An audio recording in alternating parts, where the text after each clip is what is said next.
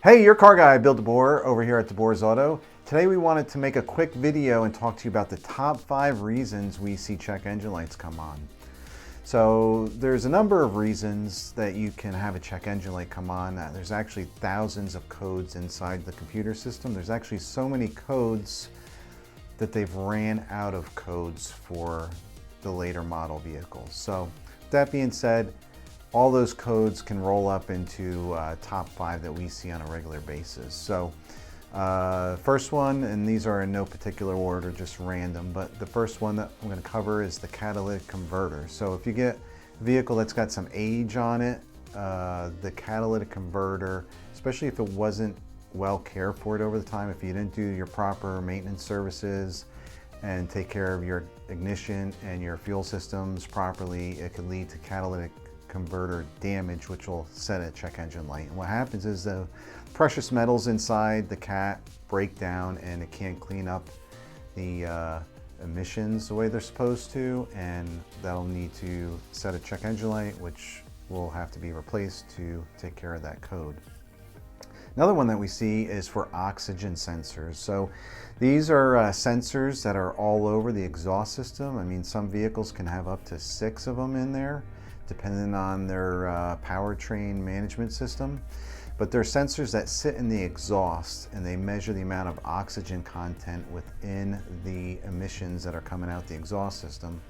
And as you can imagine, they're in a high temperature, high heat environment. For every 100 gallons of gas you burn, the engine will produce 90 gallons of water. So a lot of times they have a lot of moisture going through them. So just over time, between the heat and all these different factors, those sensors will fail and set a check engine light.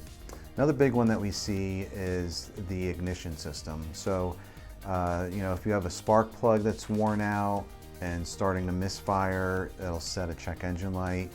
If you don't get to it quick enough, what will eventually happen is the ignition coil will fail because it's trying to close that gap that's worn out in the spark plug. So that's why we stress how important maintenance is here at DeBoer's Auto, because it's a lot easier just to replace your spark plugs.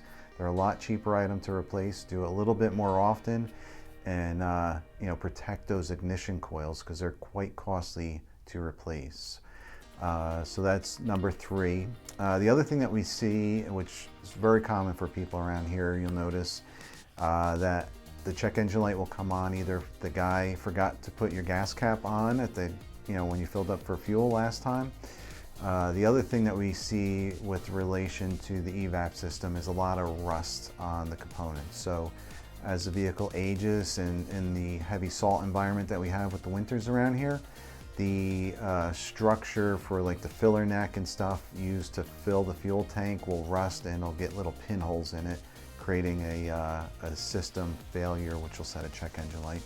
And then lastly is the mass airflow sensor. So the mass airflow sensor measures how much air the engine is breathing in.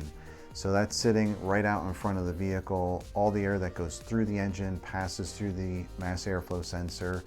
And as you can imagine, after time, picks up a lot of dirt and grime and moisture and all the contaminants that it's breathing in, and it causes a failure in this electric component as well. So those are our top 5 for this and some other great tips. Head on over to www.deboersauto.com to learn more there.